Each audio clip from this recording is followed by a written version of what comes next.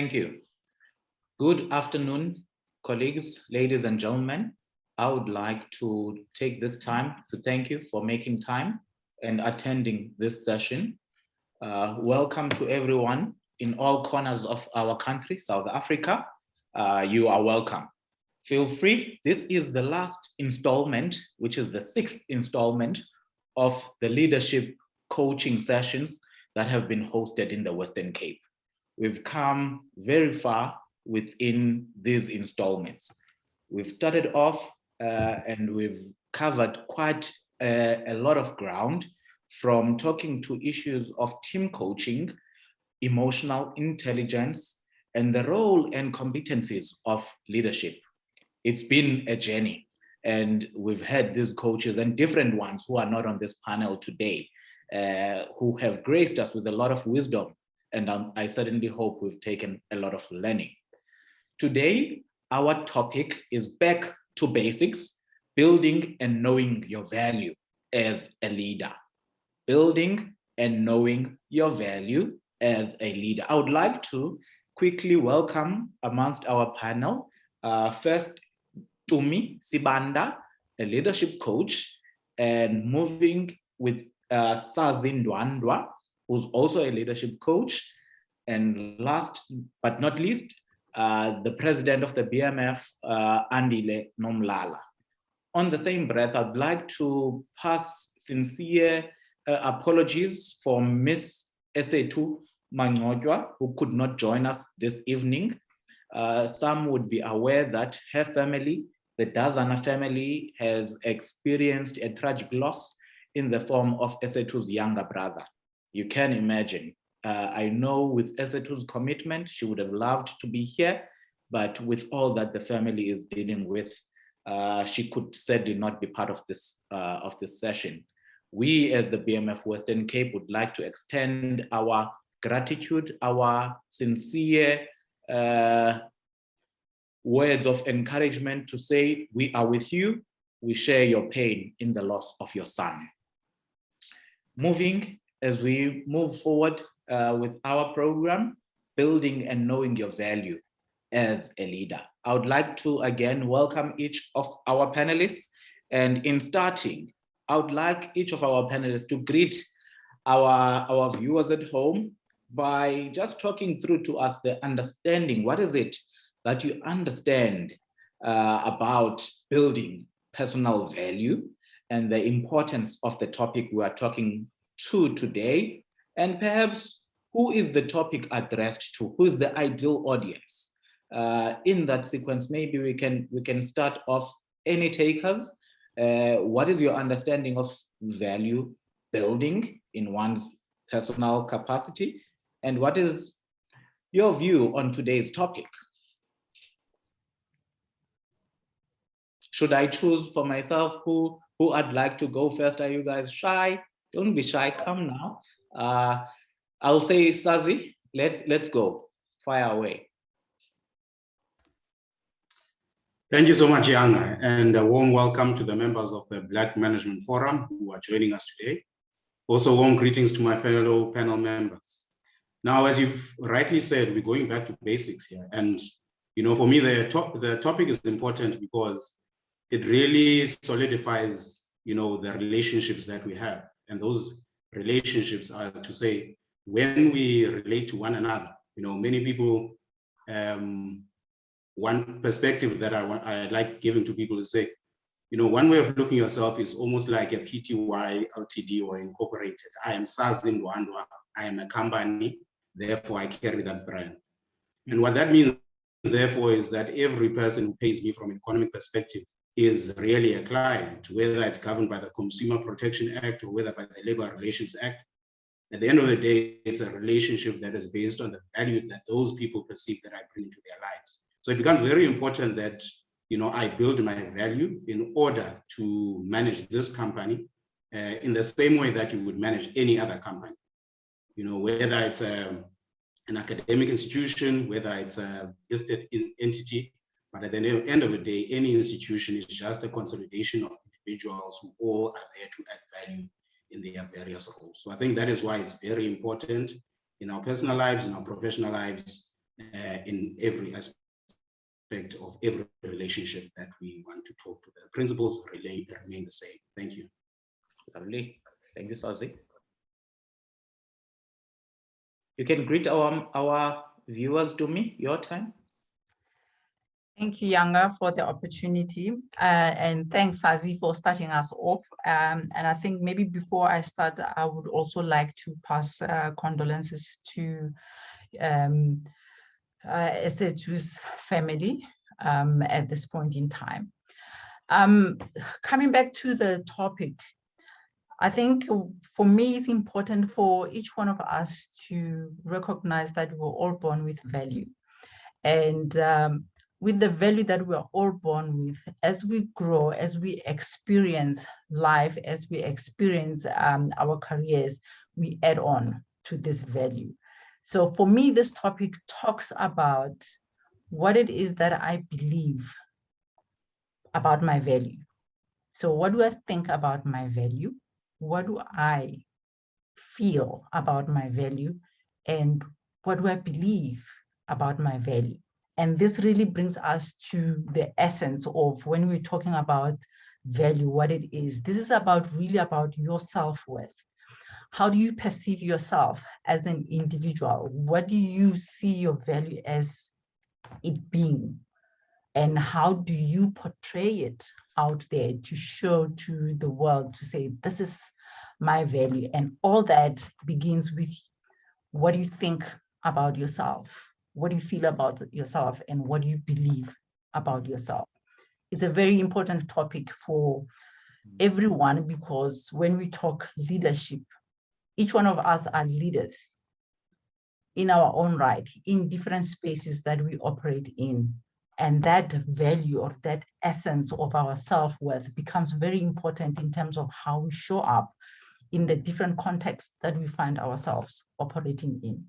Yeah, lovely to me. You know, as developmental people, we are now here, and obviously we want to move to there. What are some of the things that a person can do to now increase their value? I'm going to come to you, Andile, just now. What are some of the things that a person can do intentionally to make sure that being here and looking forward to say, I want to be there, what are some of those things in increasing one's personal value? Okay. So because your personal value or the self-worth is about what you think about yourself, and it's about how you feel about yourself and what you believe about yourself. So it becomes very important to really become present in your life so that you get that awareness of where you're at when it comes to your personal value. So I would say the starting point would be self-awareness. Have self-awareness so that you are able to say, okay, this is where I am at the moment, and I probably would need to move to this space, and what will be required for me to move to this space. So the starting point definitely is going to be self-awareness, being aware of what it is that you say to yourself about yourself. When you're on your own with your thoughts, what do you say to yourself about yourself? And secondly, what do you say to others about yourself? Because it becomes very important that we are aware that our internal world gets projected. We project our internal world to the outside world, whether we are conscious of that or not. So the kind of conversation that you have about yourself to yourself will find its way into the outside world. So the awareness of what you think about yourself, what you feel about yourself is very important. And then secondly, what are the beliefs that you hold that run your life? So those beliefs dictate how you behave when you interact with the world. And having awareness of what are the beliefs that I actually hold that dictate how I show up in the world becomes very important. Lovely. Sazi, so you described it as though you are, as an individual, Sazi, you said you are a cooperation as an individual. of course, there are things that make the share price to go up and go down. What are some of those detractive things that will make this value in this individual? What are the things that we do or we negate to do that will make us eventually lose the value that we're trying to create? No, you're absolutely right. I mean, Utumi has already covered the first one. So if we look at it in terms of, you know, any institution, it has a strategic plan, right? It has values, it has visions, it has, you know, mission statements and all these things. Now, what we're really talking about here is to say, when you're looking at yourself as an institution, you want to manage those things that are strategically important. But the key thing, it's not a coincidence that we talk about values and today we are talking about value, because when you think about it, all a set of values is what you will prioritize over, you know, one thing over the other thing. You understand? So the self-awareness becomes very, very important, because that's what drives the culture of this company that you are building. And the culture that you are building is what you know will confirm how you go and interact with the world out there, how you relate. It also, when you're looking at the strategic side of your own self, if you look at it that way, you know, you're always looking at the things that add to your value. It's your brand, it's the relationships that we have with outside entities, stakeholders, right? It's, you know, making sure that the services that you offer, they are high quality and you have a sense of reliability so that your clients, whoever, you know, you can have value to them. It's also about building the knowledge within yourself so that you can always be investing in yourself so that you know more and more, and that you practice the theory that you have and you make it very practical. So it's also about investing in yourself, in your, you know, research and development division, which is just your education, continuing that. But yeah, I think in a nutshell, it really always starts with the self-awareness, because, you know, one of the things that become very important in the strategy of any business from a finance perspective is your pricing. Now, if you have a poor concept of yourself, if you don't understand the value that you bring to the market, you don't know how to price yourself, you know, in that way, then, you know, you don't get what you are worth. And the way that you price yourself to a very large degree becomes a matter of negotiation. You are the one that sets your price because you know your target market. There are people who charge, you know, if we talk about time, for instance, there are people who charge, you know, 20,000 for an hour. There are people who charge 200 Rand for an hour, you know, and the difference is the value that sits within you. And really, you are the one that sets that. You are the one who says, this is what I have to offer. And then the market will say, well, is it worth it? Is it not worth it? But always you want to be building yourself up. So those are some of the key things. But again, it starts with that self-knowledge, self-acceptance, and the high regard that you have yourself based on an accurate assessment of what you have to offer. Lovely. Thank you, Sazi. Mr. Nomlala, coming to you, sir. The year is 2008. We are in a BMF Young Professional Summit in Southern Sun, Newlands. You were a very feisty attendee at the time with a lot of opinions that were not popular. 14 years down the line, you are the BMF president, and you were a young professional then and now are leading the organization. What would you say are some of the DNA kind of a leader as you've grown up in the BMF from student chapter to now? What would you say are some of the DNA of a BMF leader that makes up a BMF leader? Thanks, Tuma, and let me greet the audience that you have and the fellow panelists, and thanks for the opportunity. I must first extend my heartfelt condolences to the Dazana family as well. We lost a member of Mtata branch who happens to be Esethu's younger brother. And I visited the family and I know the condition that they are in. Our hearts and prayer are with them at this moment. Tuma, let me take you back. Take you back to the 2008. You know, when we joined the group that started the young professionals, is that we were lost into the period where we didn't know where we fit in the BMF in terms of the structures, because we were coming from from student chapter, moving to young professionals. The one thing I can tell you as a person, maybe let me personalize this and bring it to myself, because you were there as a student chapter at the time. You saw us growing up in the BMF. You saw me being attached to some notable figures in South Africa today who raised me from nowhere and influenced my personality, influenced my path into both business world and the BMF life. And many people don't really, and it's something that I never bring up, the business life part. I always bring up the BMF part in these platforms. But leadership, Duma, in my realms, and I won't get into the academic context of it. I have studied personal values, value-based leadership, and all of those things, even at master's level. So let's park the theoretical framework of it. Let's look at the practical framework of it. You first have to have a character, Duma, right? And the character doesn't get to be bred overnight. It's something that gets molded for many years, even from the values of your own upbringing, where you come from. What was your influences? How did your personality traits get to be molded? Which environment did you grow up in?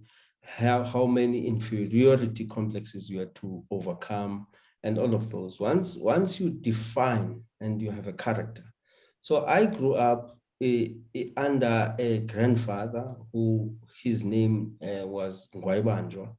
And what that means is that he was a big figure in the village. Everybody subscribed to him, but he imparted wisdom, because first of all, he fought many small battles for the village and won them. So he was a figure in terms of leading from the front, but secondly, he was a figure in terms of advising the villagers and being the pillar of strength to the village. Now, when you grow up in that environment and that environment being infused by what was prevalent back in the day in the Transkei realms of the Matanzima regime, where the Mtata people had a persona or a personality of the arrival syndrome that you can talk about today. So I didn't grow up with any sorts of inferiority at all.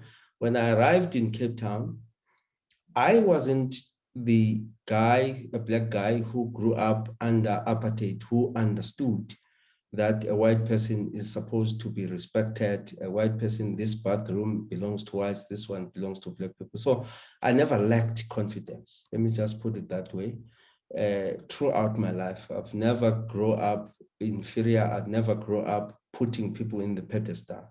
Now, fast forward, Duma, to the confrontation you would attribute as a confrontation I had with the then Woolworths CEO, who turned out to be my closest ally today, who had backed me in business. I had many confrontations, by the way, even with the past president of BMF, President Bonang, in a conference of BMF. But he recently asked me to contribute a chapter in his book, and that contribution was defining how he had influence, or how we came about, me and him, in the BMF. And I had to describe it, and I had to express it. So leadership and creating personal value, first of all, no matter how worst or good that personal value is, people must just know who you are. And when I walk on the streets, there's no one who confuses me. I'm a very clear, open book person who has a personality and a character that is not confused. I'm a very open person, very forthright person, very inquisitive person, very engaging person, but at the same time, a very listening and understanding person. So that's how I would define it for myself too. So you do mention there that certain people based, I think what comes across all our panelists is first the self-awareness of who you are and what values you ascribed to.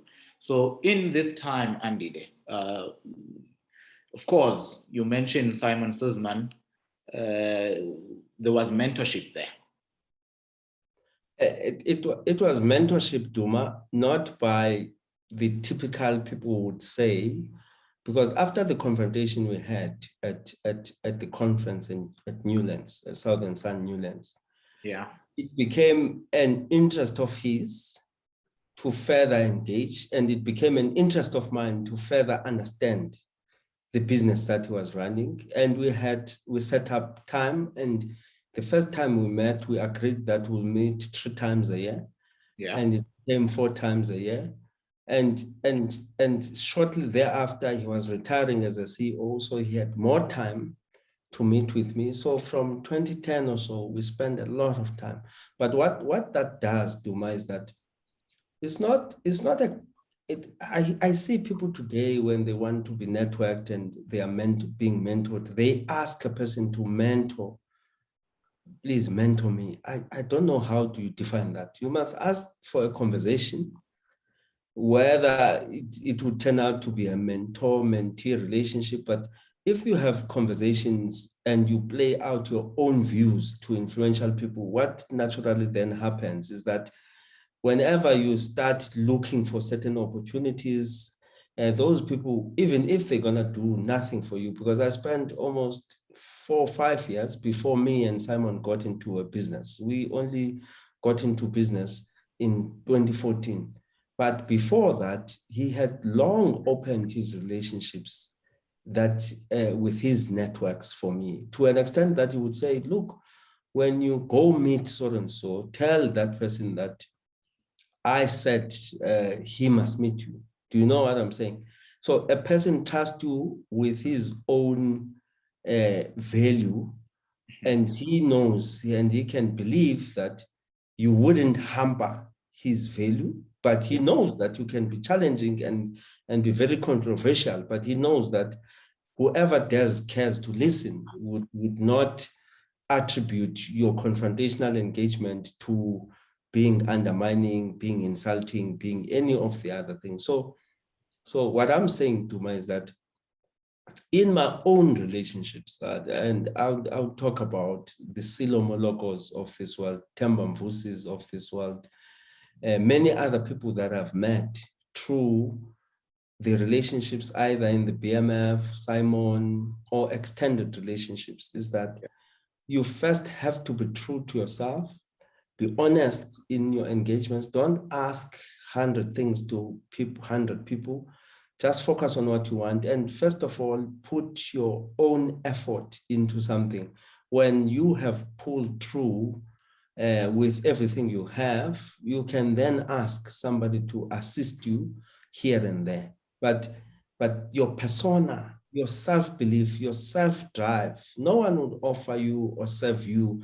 The world is the best of all possible worlds. Everything in it is a necessary evil.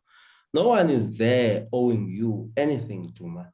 But when you take responsibility, let me before I close, let me bring it to why some of us would find ourselves in leadership positions. Even, by the way, it's not coming from the BMF. We led at varsity level, we led at student chapter, YP, everywhere.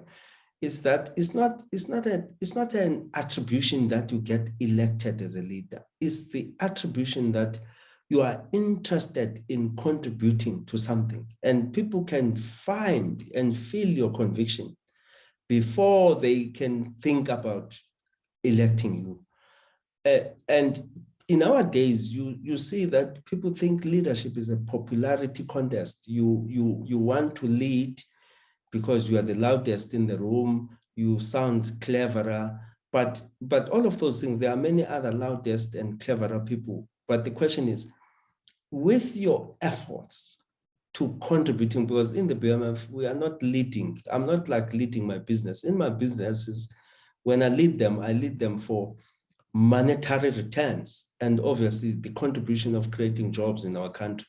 But in the BMF, there's no monetary return that you get. You lead because you want to serve the nation. So service, I would close by saying, service or being a leader is almost parallel or tantamount to being a servant first before you lead. Now, when people are feeling your service, are happy with what you do in terms of contributing to their progress, contributing to the change they want to see, then naturally they would entrust you with bigger and better responsibilities, both in business and social. Thank you, Tom. Thank you. I think as I'm gonna come back to you, Andile, but in the meantime, think around, because this is a BMF platform, do think around the character of a BMF leader. What are those traits and the DNA of a BMF? I'll think around that. I hear you keep saying you are closing, yet I'm chairing this session. We are not yet closing. We're only halfway through our session. Only on my inputs, Tuma, not the session. You only close, President, when I close. For now, I still have you. Tumi, how does one gauge and measure their own personal value? Just so we don't walk around with people thinking they are valuable. How do we gauge this value, be it in our personal leadership journey or in the organizations that we are serving in? Yeah, and I think I want to answer that question, latching on what Andile has mentioned. You know, knowing what it is that you have to offer is very important. So that when you put yourself out there, you put yourself out there already knowing this is what I have to offer. So when you want to gauge your value, it is very important to, again, go back inside and say to yourself, how am I showing up in the world? Is how I'm showing up in the world, number one, helping people grow, or is it helping it's helping people grow, or it's breaking people? So how I show up requires me to be socially aware. So it's very important that we are not just self-aware, but we're also socially aware in terms of our showing up, how it impacts other people. If you are a leader that breaks people, that dilutes your value. So it's very important that you observe yourself in how you show up. So that's number one. In the way that I'm showing up, am I building people or am I breaking people? Am I adding value into people's lives? Am I adding value into the communities I'm in? Am I adding value to society? Or am I taking away in terms of breaking people? So that's the first thing. And I always say, when we want to go into self-understanding, observing yourself is the number one thing to do. The second important thing for me is asking for feedback. When you also want to know how you're impacting other people, you might have the perception that I think I am adding, but also asking for feedback from the people that you interact with. They will help you to be able to gauge what value you actually are adding into people's lives, into communities that you're working in, and in society as a whole. So social awareness, how am I impacting other people? And by observing yourself to see how you do impact other people. And then finally, asking for feedback to get to understand how people are experiencing your impact in their lives. Thank you, Danga. There's a question there on the chat box. It sounds like Mr. Andile is saying leadership is nurture, not nature. Is this correct? Thank you. I hope I'm pronouncing these words. You know, these words that are too similar tend to confuse us who didn't go to certain schools. Nurture, not nature. it sounds like Mr. Andile is saying leadership is nurture, not nature. Or nurtured in the real. No, look, it is definitely nurtured. It's an acquired taste over a period of time. Yeah. You don't wake up, Duma. Look, I see now, even in the BMF politics, people would want to, because there's this thing in the BMF, we say leaders lead other leaders. Yeah. But people don't understand the word leadership, and they would confuse leadership with management, with all sorts of other things. But leadership is a responsibility, is a ever-ending responsibility. It's that you get to be bestowed, firstly, by the people you lead, but more importantly, by your own convictions. When you lead, Duma, you don't need to ask, as many people would want to put it, you don't need to ask the people that have asked you to lead, but what must you lead them to? But if you are nurtured and convicted into what are their challenges, what is their problems, you don't need to ask, because you live within the people that you lead. You live within the society that has unearthed you as a leader. So you can't then go around as if you are a messenger. Leadership is not a messenger. You don't sit in a meeting and people say, but we appoint you leader to send the message. That's not leadership. Leadership emanates from a challenge that, as a collective group of people who, just by virtue of protocols, only one person can represent them. But it doesn't mean that you live above or beyond them. It's just that in the midst of the conversation, no 100 people at the same time can talk. But the person that is talking in the hearts and the deepest senses of the very same people that is part of. So when you ask me the question, Duma, of what is a BMF type leader? I've had these definitions. Look, I'm gonna compare it. I've had conversations with, there are 13 presidents of BMF. There's only one president I've yet to meet in that 13. There's only 2 that I've never spoken to, but one I've listened to, but the other one I've never spoken to. The rest, I have conversations with them as often as I can. The first one was that Eric Mafunda. I spent many, many hours with him, understanding what was the defining moment and what was his legacy in the BMF. And the one definition of him is that we must be servants and build something not for ourselves, but for somebody else to inherit and contribute in building and continue building. He believes, and I heard some arguments, that BMF must not exist in 100 years' time, society must be transformed, and this and that. But the reality is that BMF doesn't exist only for transformation. BMF exists for a permanent existence of the socio-economic conditions of an entire South Africa and the continent for that matter.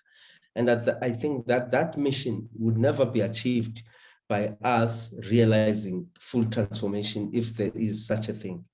The consistent picture that you see in the developed world to maintain the status of being a first world country and developing and continue managing society for the greater good of people can never be limited by a time frame or a period. So the character of Ntate Mafuna was to build a foundation for somebody for many years to come in and build on. Now, fast forward from him to me as a president, is that I lead BMF in a completely different picture compared to him, in a picture that there are capable Blacks, both at the professional level and at business level, who must contribute and who must utilize their skills to contribute in the development of the economic fortunes of Africans in South Africa and the rest of the continent. Now, my character or BMF type of leader would be to be daring to the current conditions that seems to bottle us into a situation where we must be participants via invitees into the economic fortunes of our country. An environment where we are having a BE that says Black ownership must be 26%, and yet our population is 86% Africans. Now, and 60 million of us, or 50 million of Black South Africans, must be accommodated on a fraction of allowable BE portions of whether 25%, 30%, they're set aside, women ownership, this and that. We are not in the period where we define what this South African economy should be. So my type character, the BMF type character, obviously doesn't lose the values of Ubuntu, which is the values that the BMF stands for: honesty, integrity, and ethical leadership. But beyond that is that we don't want to be additionals or additions into a society that we should be leading. We don't want to be spectators and extras in the game that we are supposed to be playing. Now Duma, the BMF type leadership, if you look at Don Mukwanas, he defined it differently during his era as a leader. If you look at Lord Ndlovu, he was an astute, high-level Black intellectual who conceptualized the period where and the path that Black people led by the BMF should go in. We don't have to redefine and reconceptualize. We, in this period, we must practicalize what was conceptualized by our predecessors. And that's what we actionally and actively getting ourselves involved in as this current leadership. Thank you, President. We must practicalize what was conceptualized. Rhyming there. Colleagues, if anyone has questions, you can type them on the Q&A box there. We will read them. Whilst we are moving on, Sazi, take us through, how does coaching come into this whole conversation around building value, around this whole topic? How can you infuse then coaching and what you do around creating self-value? Well, Young, I think, the fact that this is the last of 6 webinars in this series, when you look at the previous topics that we have covered, I think the conversation is reiterating again to say one of the most important things and the basis and the foundation of you building value as a leader and showing up, in the best way that you can is understanding, knowing, and accepting yourself. I think that's the really important thing, to accept yourself, and not try to be someone else because that is a perception of what a good leader might be, but it's to say, this is where I am, this is what I am, and this is what I need to, perhaps this is working for me, this is not working for me. And to know what you want. If I want this, this thing does work for me or not. I think that's one thing, right? The other one is, therefore, once you know yourself and to accept yourself, to also be able to know and understand other people. Because one of the key things Wanila was talking about here, to say when you know yourself, you show up as your authentic self. You don't imprison yourself and become a slave to whatever perception you think might be, because that's very difficult for you to sustain over a longer period of time. You might give a first impression that's very good, but when people get to know you, then the mask starts to crack and it starts to fall off, and all that value then comes out and it's seen to be false. So I think that's number one, and that's something that we covered, I think, in the second web. The other thing is then to understand other people as well, because the other thing that comes out here is to say, well, yes, you might be good technical, but up to a certain point, you get to a point where it becomes about the relationships. You can talk about the networks, you can talk about, Tumi was saying, the impact that you have on others, but it really becomes around the relationships that you are able to build with other people. And to do that, you must be able to, what you've done for yourself, to know and understand and accept yourself, is to do the same for other people, because many times we look at things as right or wrong, whereas really people are just different and they are not supposed to be the same.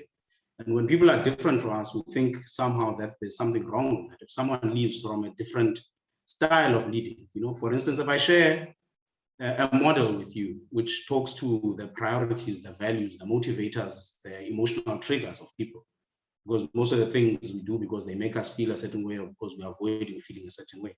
It's the SCARF model, where the S just stands for status. There are people who, when they look at the world, they want to see, it's important how they are seen in comparison to other people.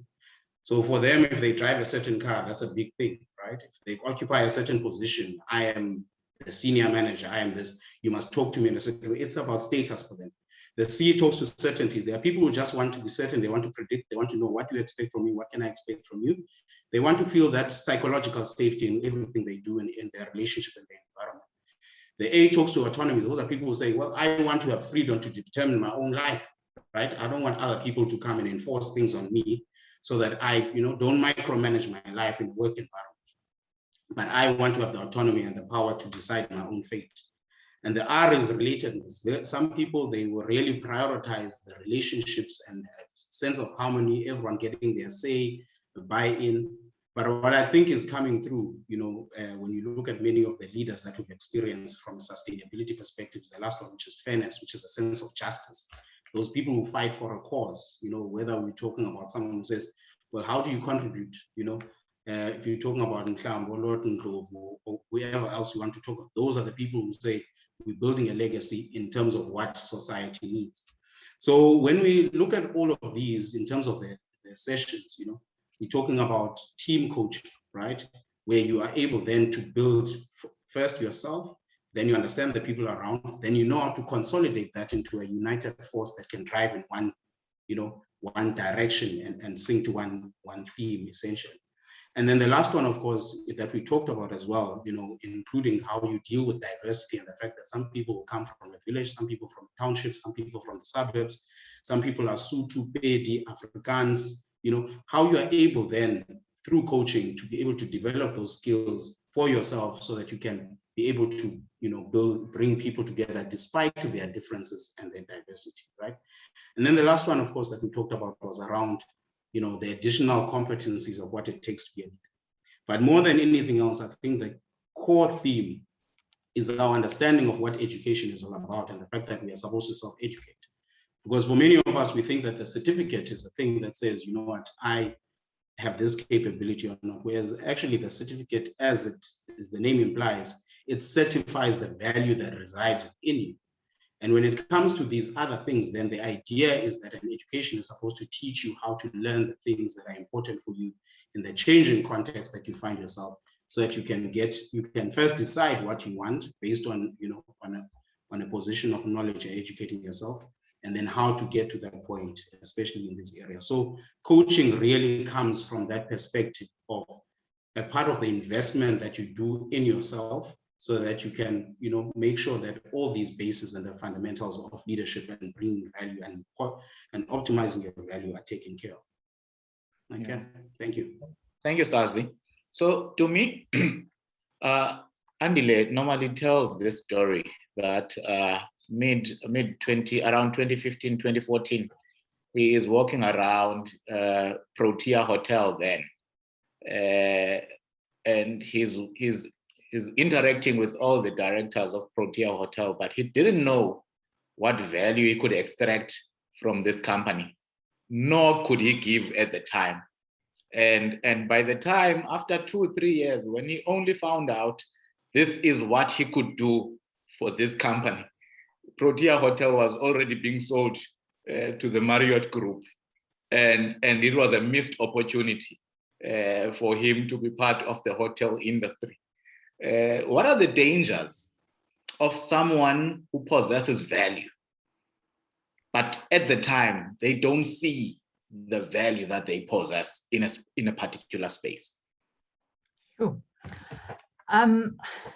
When you operate in a space of not knowing what you don't know, it's a very painful space to be at. So many of us, we find ourselves not knowing what we don't know, right? So we are not aware of what is it that we don't know.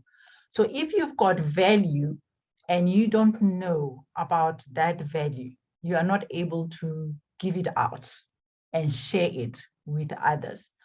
So the issue that we've been harping on about self-awareness, it then brings you into a sphere of knowing what you don't know, right?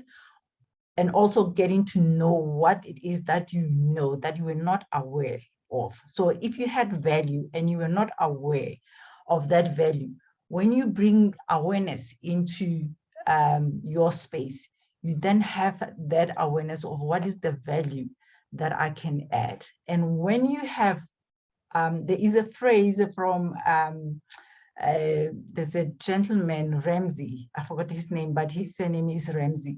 He says, personal awareness breeds personal responsibility.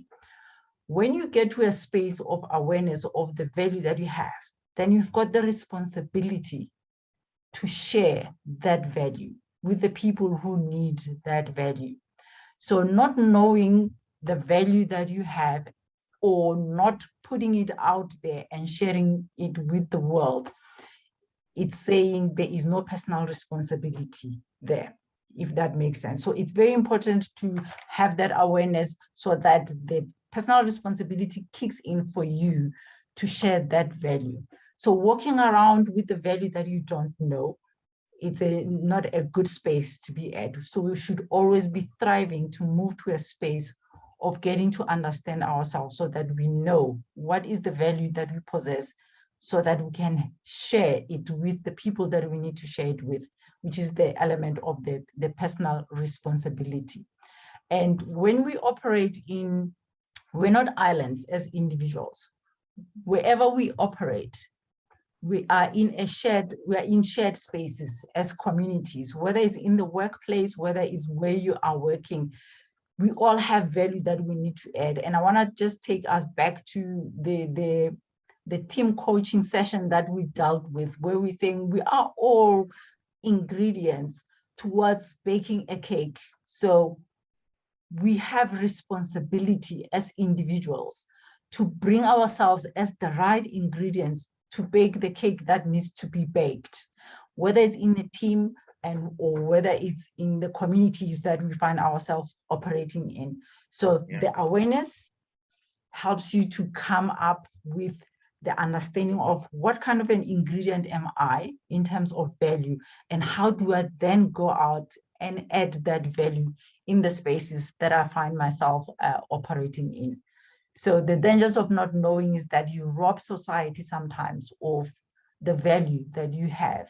I normally say to people that if you're sitting with value and you're not sharing it, there are people who were born specifically to be helped by you. And if you're not sharing that value, then you're not being personally responsible in sharing the value that you have within you. Okay. Thank you, Yang. Thank you. I have a, yeah, Andy, you want to take a bite? Let me latch on that. You see, Duma, let's use the value in the business terms. And maybe I'll use land as an example. You know, my grandfather had vast tracts of land called Inzimi, Pai Makai. And it's a significant hectareage of land. But somebody else would have land in Franschhoek, which is a quarter of my grandfather's land. But the value of the two pieces of land is not the same. Do you know why? It's because value in land can be attributed by many other aspects of it, the location and the investability, or what is one willing to pay for it based on the location, based on access to water, based on the type of product. Is it the land? Does it have minerals underneath? Can it produce grapes and whatever? Now we can all be pieces of land, right?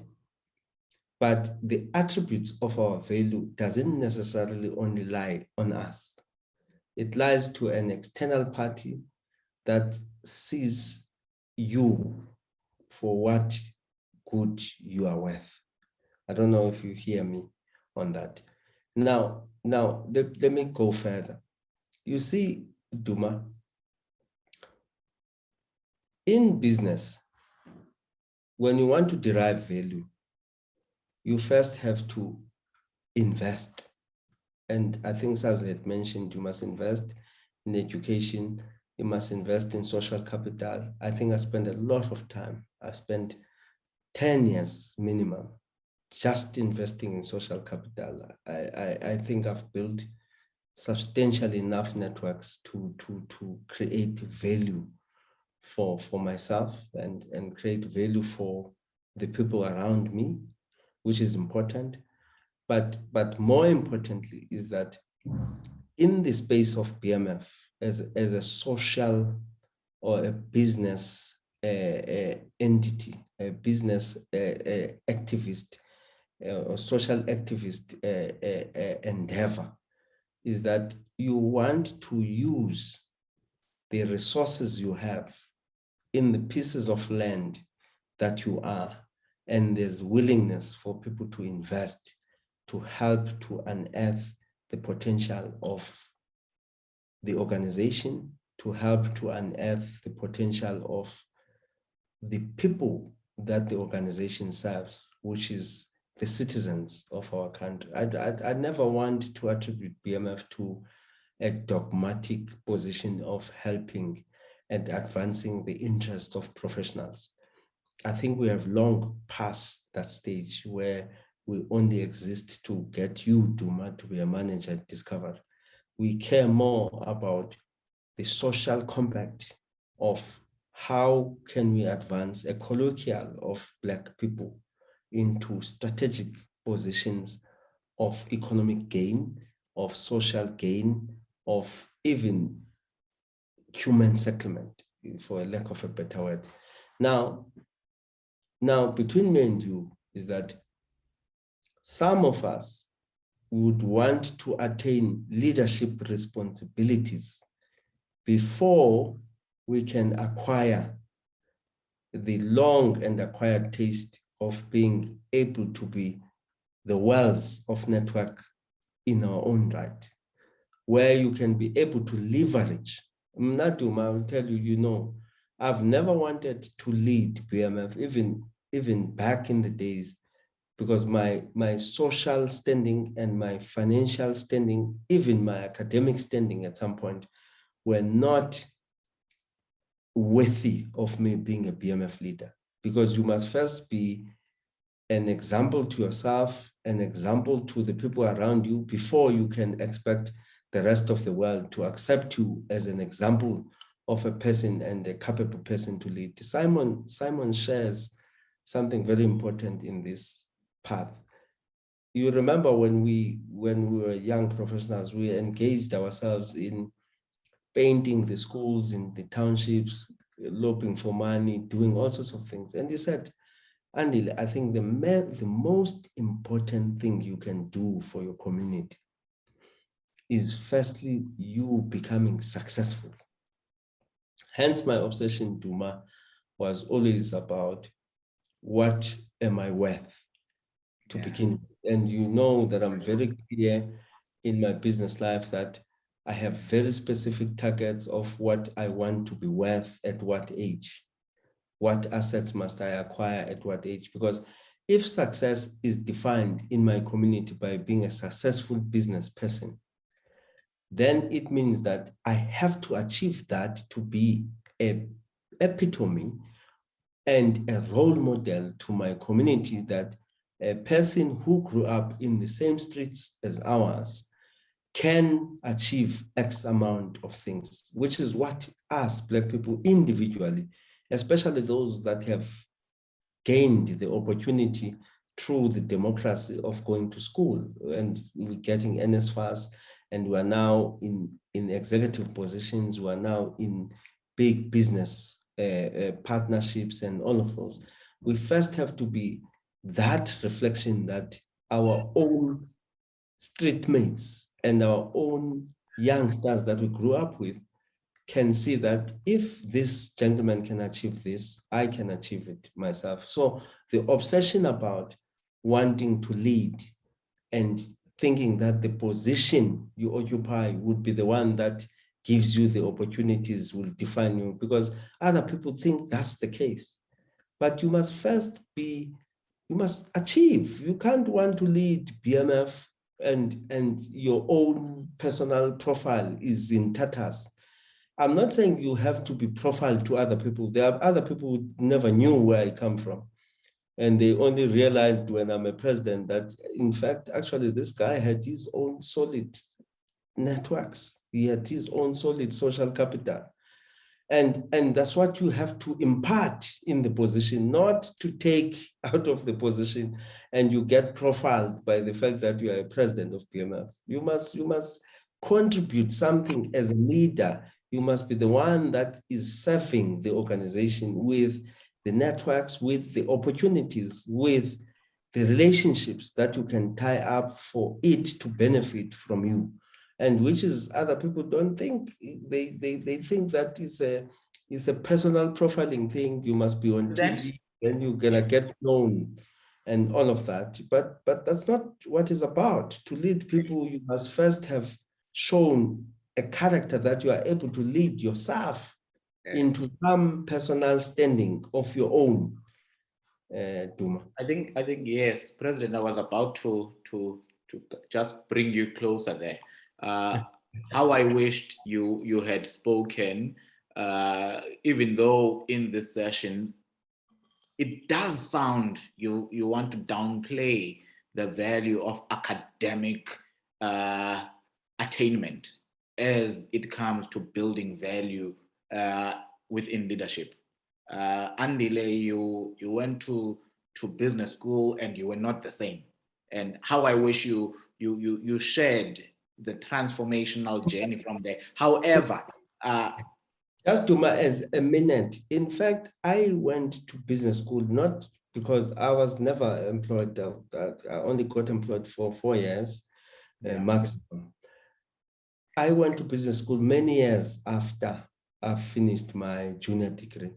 Now, I went to business school to capacitate myself to become a BMF leader. Yeah, I knew when I was going to be a BMF leader. I knew in 2012 that I'll be a BMF president in 2018. And I put every effort of it, every day, Duma. And I was focused on that. Because why? It's because you carry the ambition. Like many people have ambitions. I've seen many people, there's hundreds of contestants in the BMF now, in the conference that we're going into. But you must first measure, okay, you have the ambition, but what is the effort behind the ambition? What have you done for yourself and for the organization? Can people put their faith in you? Because if you don't work, Duma, and achieve, how do we trust you that you would achieve things for us when we don't have a track record of you achieving anything in any leadership position you've been given? So I went to business school to capacitate myself to bring in a mindset of what is it that gives me an edge? What is it that doesn't give me an edge? How do I carry myself? How do I conduct myself? Not that I didn't know, but I had to understand it at a level higher than the logical level that I had. And then when I was told by Koshik and other people, though the values, the value-based leadership, the strategic thinking, strategy as a practice, and all of those things, then you adapt your style of leadership. I was a very crude guy before I went to business school. I was a very crude, straightforward, streetwise, crazy township young man that was raised on the streets. But I had to be refined, and I think I was refined. And I'm able, and I formalized my businesses. I participated in the bigger chunk of equity transactions. And here I am. I don't think that I didn't lead BMF decently in my term. And the members of BMF will be there to judge, and history will judge me if I didn't contribute to the organization. Thank you, Andile. We've got a few questions. I'm going to give Temba Shongwane's question to you, Sazi. And there is a question for you, Tumi. There on the chat from Ntlakanipo. If you can please, I think you're the best person to talk Ntlakanipo through that. And if it's a question that needs coaching, hold him by the hand, please. And then Andile Maloti has directed a question to you. I'm not going to read the questions. I believe you can see the questions. Please, you can, before you answer them, for the benefit of everyone else, just state what the question is and you please answer it. If you could do this in at least 1 minute, 30 seconds, please, each. Yang, I'll take the first one. Yes. The question is, given the forced shift due to the pandemic from traditional business as we knew it, what are the key things that leaders need to take into account as they strive to lead and inspire confidence in these challenging times? That's from Mutemba Shongwane. Thank you for that question. You know, I think I'll answer it in two ways, right? I think number one, our track record as human beings, and that's why, you know, you see me talking a lot about continuous education of yourself. Wandile talked about capacitating yourself, and I'm a big believer, you know, in coaching. You know, I'm a chartered accountant by profession, but I've basically left that behind to do coaching because I think it's really what we need in South Africa. Do you know that most people, when you coach and when you look at their diaries, they don't really actively prioritize making time to think, you know? And when you think, what we're talking about is there are many forms of thinking. One is a reflection and assessment of where we are or where I am right now. What is my context? What's my situation? How are things going? And why did we end up where we are? It's also then a decision of saying, where do I want to be? That's the vision and looking at the future. And then it's also planning. How do I bridge this gap between where I am to where I want to be? What's my plan for that? And how do I monitor my success if I'm moving in the right direction or not? Thinking also involves learning and capacitating yourself and learning new skills and taking on whatever skills to reach your destination that you set for yourself. So when we look at, you know, as human beings, our track record, when you look at the fact that, you know, when you were born, it was a big change from the womb, right? And then after that, you know, you learned to sit and then you left home, you went to primary school or you went to sub A or grade 1. That was a big change in itself and you had to learn new things. It was stressful, it was uncomfortable, but you went through it, you got used to it. And as you got used to it, you got to, you know, the pinnacle of your success, you are the head of primary. And then as you like, yes, I'm the big person here, you go to high school and you start right at the bottom. Again, it's stressful, it's change, right? You adapt to that and you get used to it, you figure it out. You get to the end of high school, you go to varsity, you start over. You finish varsity, you're on top of things, you start at work, you start all over again. And that really is the pattern of our lives. So life has taught us that, you know, change is always there.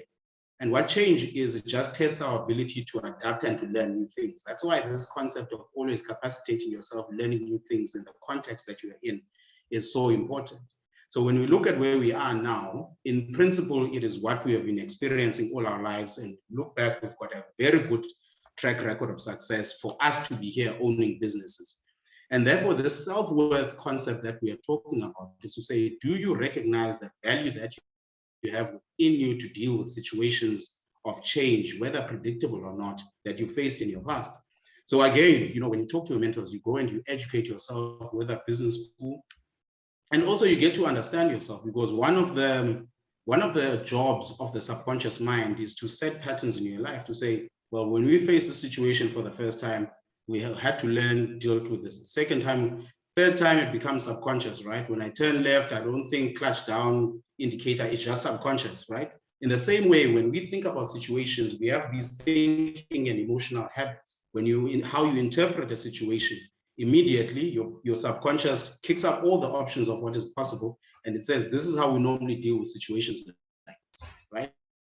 Either we deal with it from a position of stress or from a position of discomfort, whatever the case is. So when you go to coaching and we teach you to be self-aware, we say, before you jump to that conclusion of that pattern that you might not even be aware of, one of the things is to say, let's step back so that you learn a different way, you get to see different perspectives of the same thing.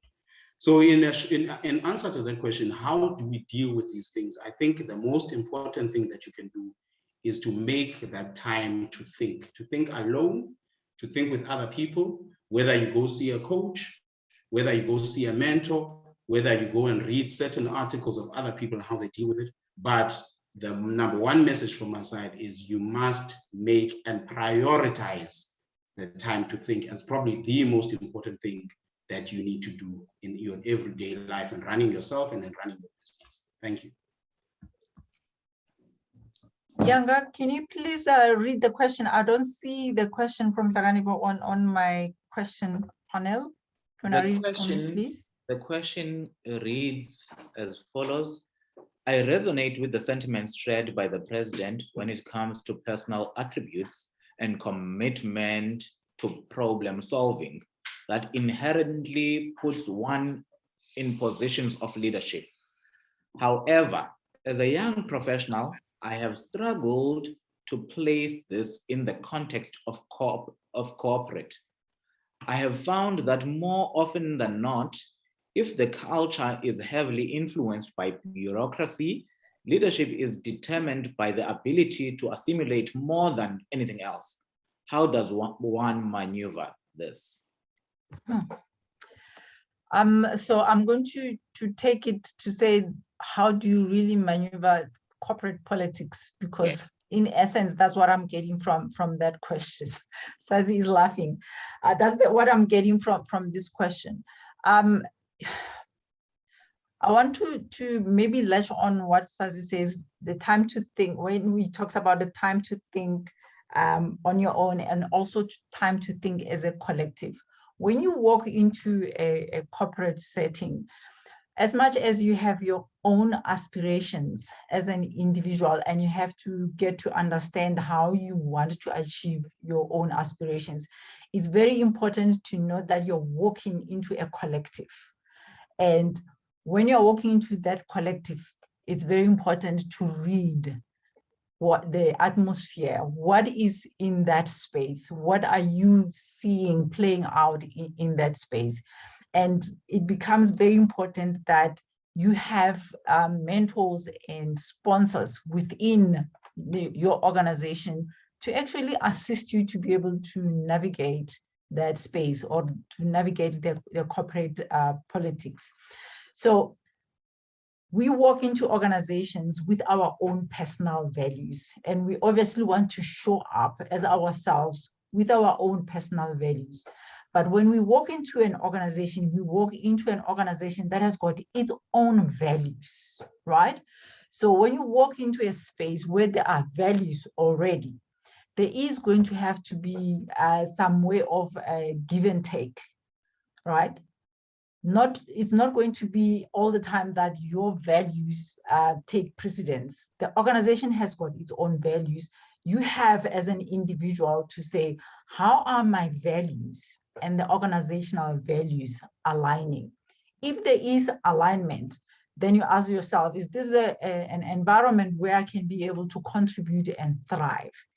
If there is no alignment with your values and the organizational values, you're going to find it very hard to navigate that space.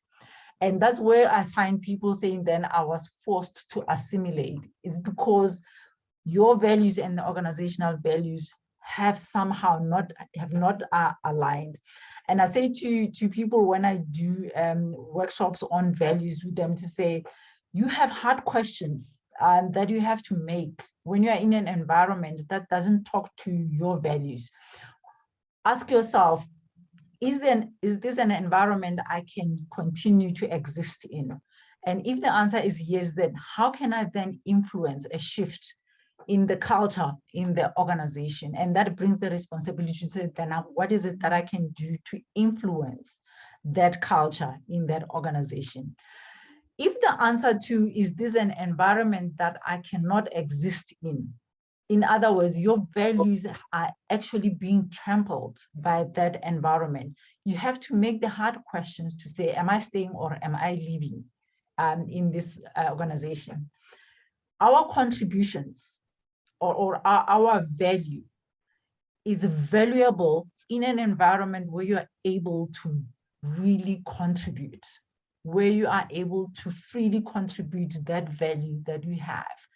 But when you are in an environment that is stifling you, your contributions will not easily come out, or they might even be ignored for that matter.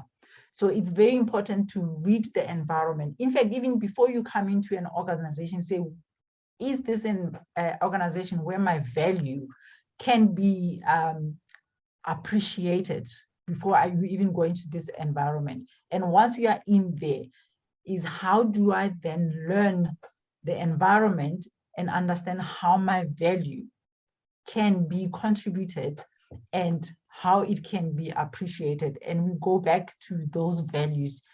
Am I aligned in terms of values with this organization? Or is there a really big conflict in terms of my own values and the organizational values?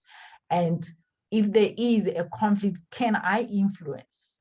If you are able to influence, then you go ahead and work on influencing. And if you cannot influence, you have to make the hard decisions as to whether you stay or not.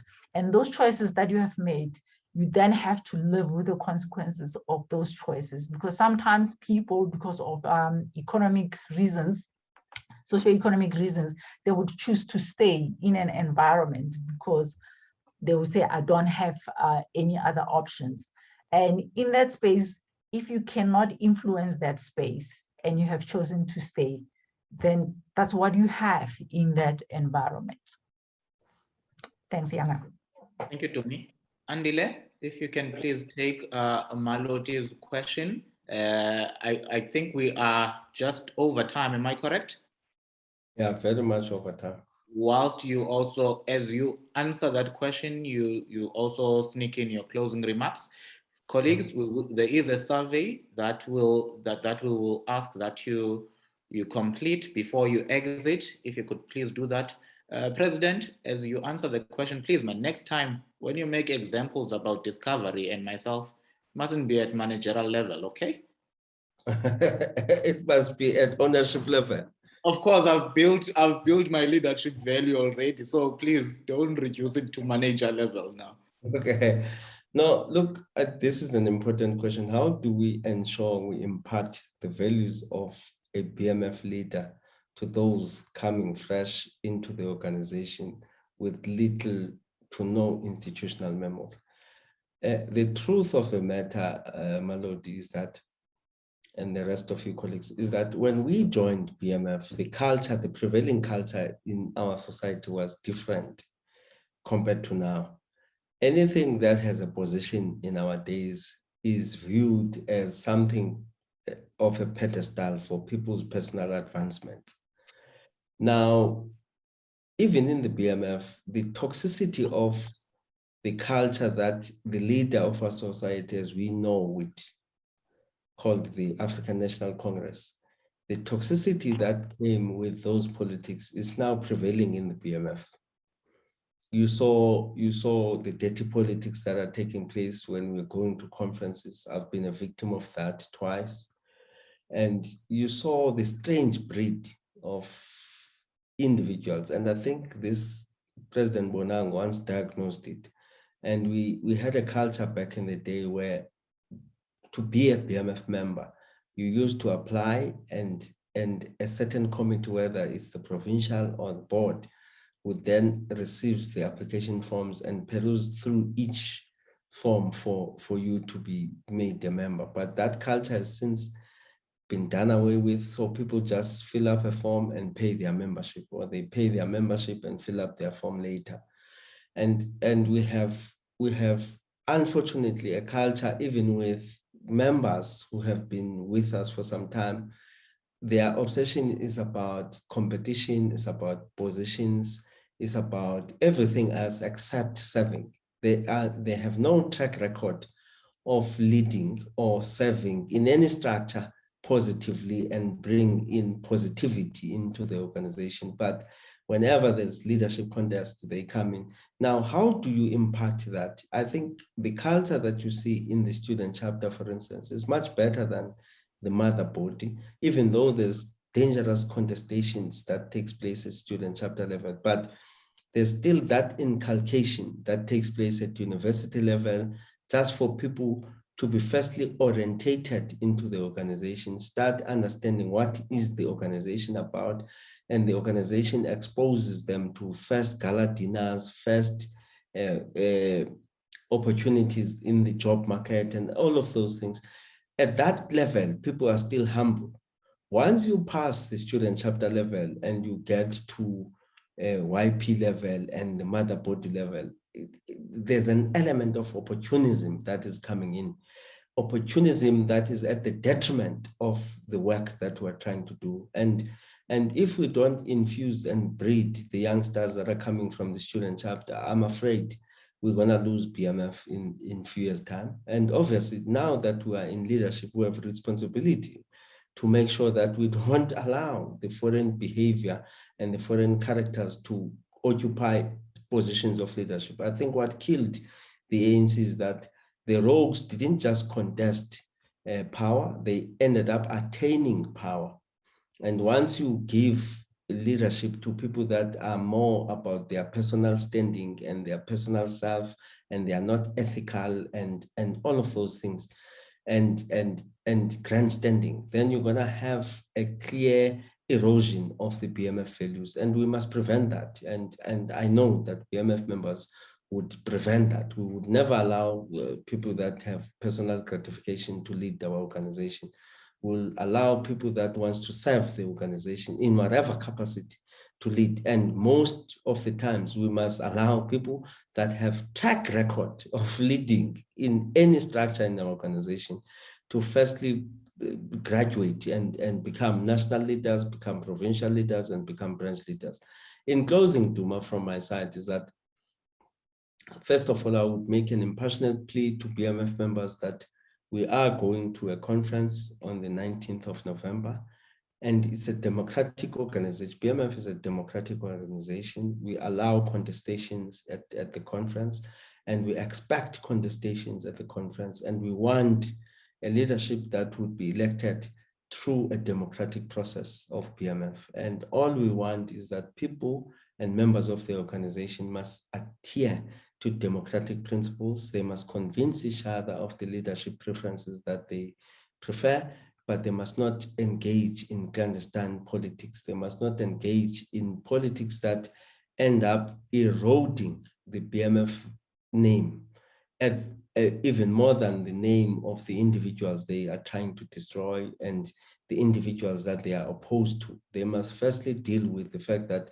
it's allowed to lobby each other, and we can lobby each other and convince each other of the leadership we prefer, but let's not demonize each other, because the headline never carries a particular individual. The headline always carries the very brand, the very, very 45-year heritage we have inherited to our predecessors. So we plead to our members to always preserve the BMF name at the very least out of anything else. Duma, thank you. I will be in the Eastern Cape this week to attend the funeral, and we will convene in Durban with the rest of the colleagues. Thank you. I must also say thank you to everyone who's taken the time to attend. On the chat, there is the link to our short survey. Please take time. In fact, it is for your own benefit. All of us who are in attendance to fill in that survey. There is something for you when you click finish on that survey. There's something that will come up after you've concluded that survey. So if I was you, I would immediately not put it off. I will do it as in now to find out what is coming after pressing that finish survey time.